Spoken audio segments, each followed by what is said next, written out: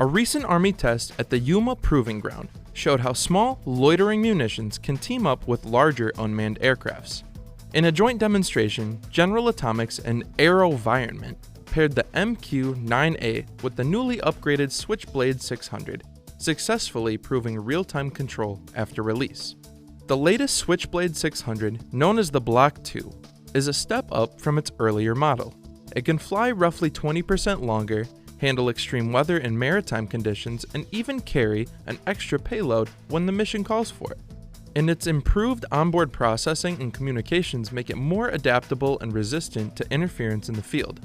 During the tests, control of the MQ-9A was switched from a standard ground station to a team closer to the target area. This versatility goes hand in hand with the drone's munitions pairing, capable of carrying both high explosive rounds or inert warheads.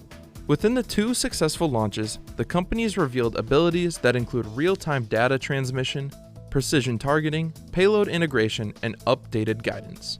That handoff validated how larger drones can carry and deploy smaller munitions, then let forward operators guide them precisely where they're needed. The collaboration demonstrated more than just a new weapon pairing.